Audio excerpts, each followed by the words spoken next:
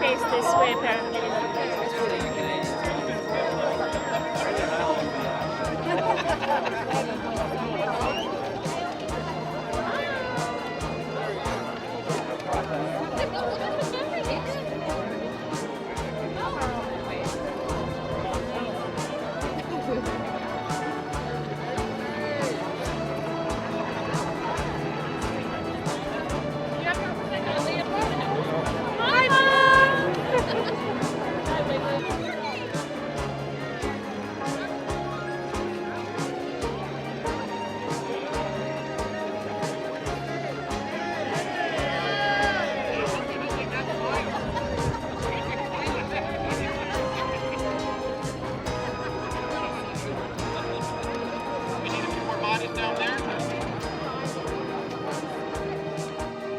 Today we close down our Canadian manufacturing operations. Was there anything that I, as an employee, could have done to change the outcome? Could I have bagged one more roll of color paper? Could I have spooled one more roll of film? Could I have shipped one more box out of the warehouse? Could I have sensitized coated one more roll of film or paper? Had I done those things, would the end result be different? The simple answer is no. The industry is changing, it's changing rapidly, and Kodak has to react to remain competitive. I just want to reiterate what is known at the highest levels of the Kodak organization, that Kodak Canada employees can and will continue to rise to any challenge, complete the tasks under any circumstances, and still maintain the highest quality standards.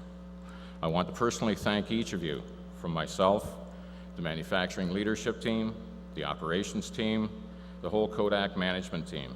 You have showed that the Kodak Canada employees are the classiest employees throughout the whole Kodak organization. With that, I would like to officially welcome all of you today and invite Derek Budavent to the podium. So I thank you and I applaud you. Thanks, Larry. Good morning, everybody. Larry's touched a lot on what we've accomplished over the years by sharing some of his very personal memories of his 40 years here.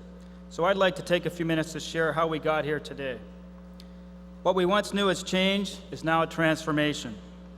What was once slow and predictable is now rapid and harder to see. What was once comfortable is now very uncomfortable. That is in fact the reality of our industry. In the office, the plant, and on the road, we've faced many challenges over the years. None have been as significant as the fundamental structural changes our society faces in the transformation to digital. For over 105 years, the Canadian employees of Kodak Canada have developed a richly deserved legacy within the Kodak world. Dedicated, innovative, and contentious, Kodak Canada employees have left their mark at work and in the communities where they live. This is a legacy that I know will continue. Established in 1899, we started to manufacture in Canada in 1900. That year, we bought bulk film and photographic paper from Rochester for 10 employees to cut and spool. The first year's sales were $69,000. In 1914, construction began on 7 buildings at Kodak Heights, a 25-acre property at Weston Road and Legnington Avenue. A 48-gallon copper kettle with a silver-plated liner was installed in 1915 to make photographic emulsion for black and white papers. The 127th Battalion of the Canadian Infantry rented Building 5 in 1916 for $1. In 1917, the on-site fire brigade was formed, and by 1918, the department had 33 people. Wow, they grew pretty fast. By 1925, Canadian Kodak Company Limited was celebrating 25 years in Canada. George Eastman visited Toronto, where the 7-building plant and office complex and 900 staff supported the photographic industry. 1938 marked the introduction of the 5-day work week. What a novelty. This would allow longer hours of uninterrupted leisure. Construction began in Building 9 in 1939. This 4-story building would accommodate activities such as a recreation club, an auditorium, cafeteria, gymnasium, club room, locker room, camera studio, and manager's dining room. The Canadian Red Cross held its first blood donor clinic at Kodak Heights in 1943, a tradition that still carries on today. The first major construction project at Kodak Heights in 7 years began in 1947, with an addition to Building 5. This stood on grounds previously occupied by sheds and part of a baseball diamond. The 5-story structure provided facilities for shipping, electrical and maintenance storage, cine processing, testing, chemical mixing, chemical recirculation, and general storage. In 1948, the company replaced old light bulbs with fluorescent tube units in Building 7's Camry Assembly Department. That work had been carried out to eliminate flicker, a problem occurring from low-frequency alternating current.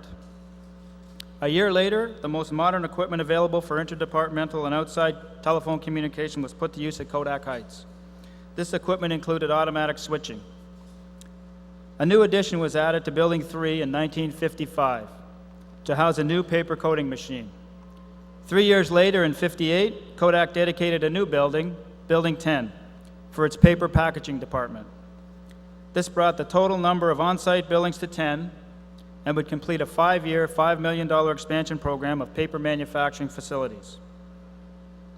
1960-61 saw the renovation of Building 7, with an enlarged medical department, a new training department, and a modernized Kodak Technical Service Center.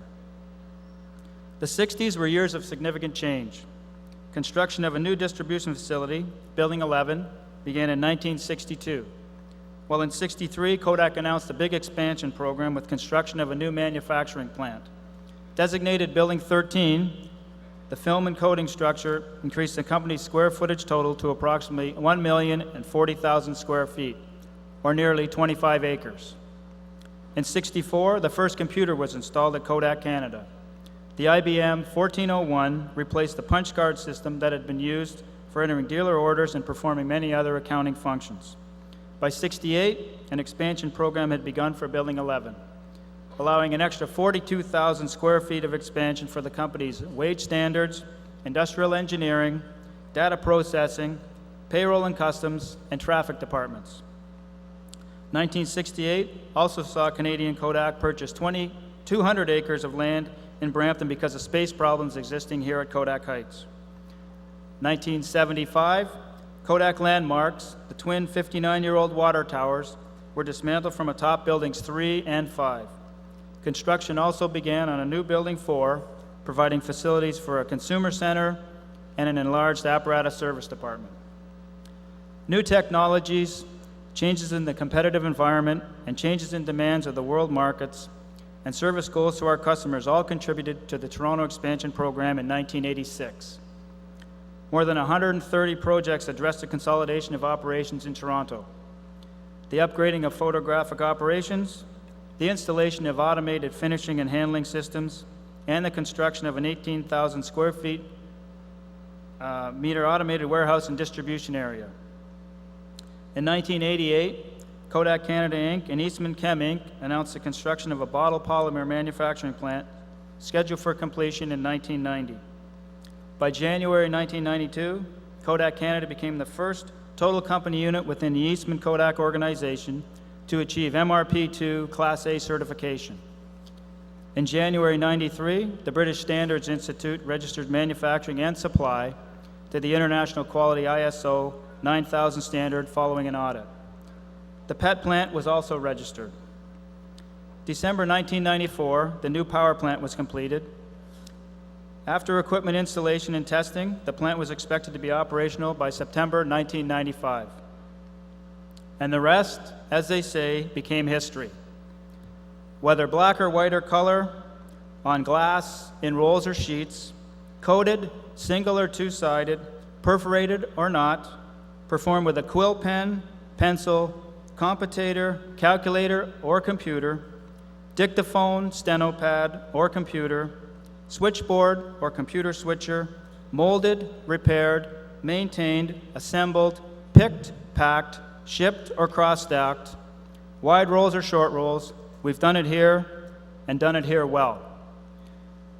I'd like to propose a toast to the men and women of Kodak Canada, and in particular, to those who are leaving as a result of the closure of our manufacturing operations. to your health, happiness, and prosperity wherever life may lead you. Cheers.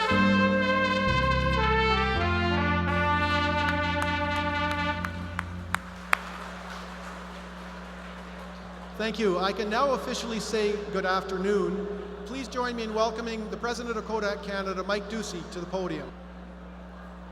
It's likely that each of us has said at one time or another, and we've certainly heard it at various times in retirement celebrations or other activities, through the generations, it's been the people at Kodak that make the difference, and make a difference at Kodak as well.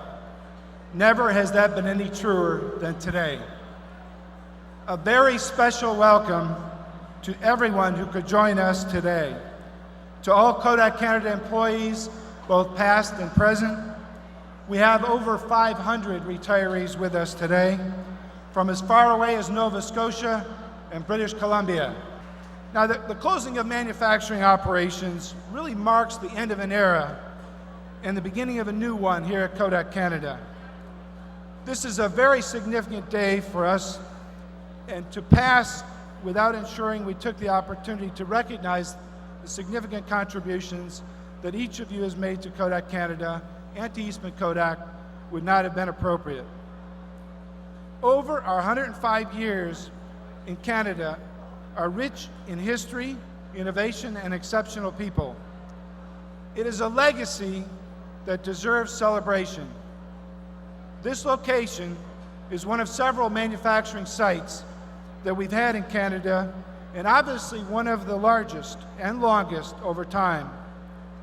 In 1912, George Eastman visited Toronto to talk with executives John Palmer and Stephen Cornell about expansion.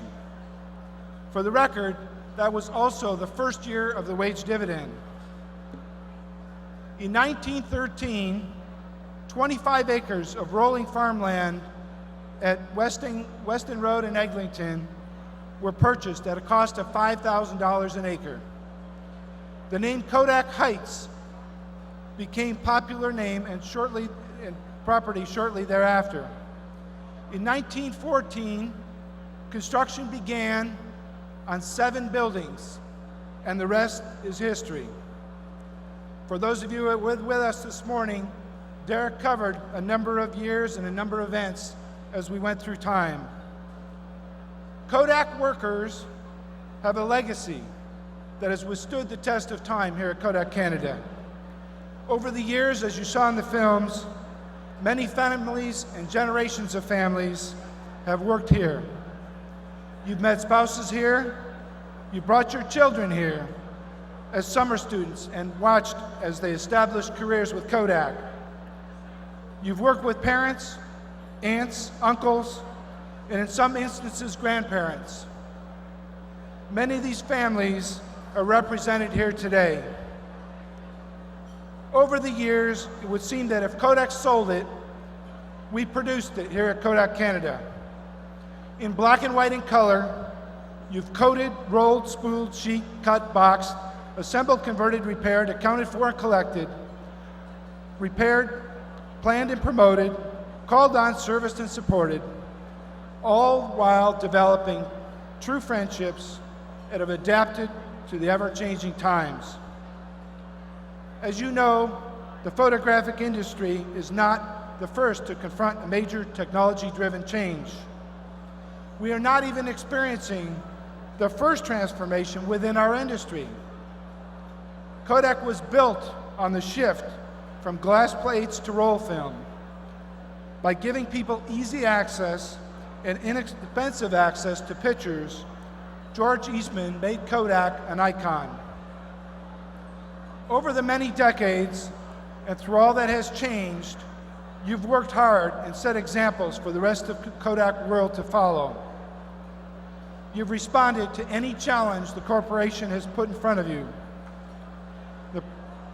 And you've done it with hard work, the pursuit of excellence, and the dedication to maintaining and growing our business here in Canada. You strive to make a difference, not only in where you work, but in the communities in which we live. You have exemplified the true meaning of the Kodak values. It's been over 6 months since we've announced the closure, a length of time that seems to have flown by. This closure has affected everyone in one way or another. Through this period of time, you've maintained your focus on our customers while elevating quality, service, and productivity. No small task, but I've said before, the people of this company know what needs to be done and they know how to do it. You're all about to embark on a new journey. Some of you leaving as a result of the closure have been faced with new decisions and challenges as you prepare to take your knowledge and experience in search of new employment. Others are going back to school to pursue a different career, while still others plan to spend the summer with their families. For those of you who are continuing on in support of Kodak Canada, change has become a way of life and will continue to be. We have yet to finalize where our future home of Kodak Canada will be. Even if we remain on a small portion of this site, the look and feel of Kodak Canada will be very different going forward. A new era will begin. What will not change, however, is the heart and soul of Kodak Canada legacy that you have built and the reputation that you have earned over the past 105 years. The essence of who we are does not change based on our physical location or surroundings. I know you will continue to embrace and take pride in the traditions that have been built here in Kodak Canada.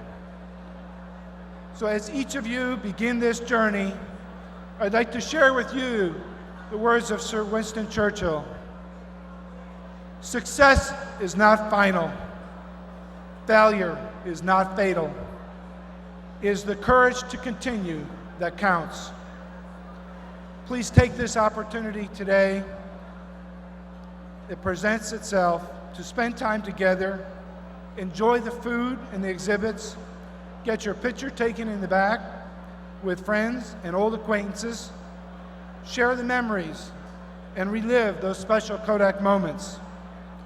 There are thousands of years of those special moments in this room today. And just before we eat, we have one more special moment to share with you. We'd like to dedicate this steam whistle blast today to all Kodak Canada employees, as represented by Alf Hall, one of our longest serving employees. Alf and family, if you'd be so kind, plug your ears.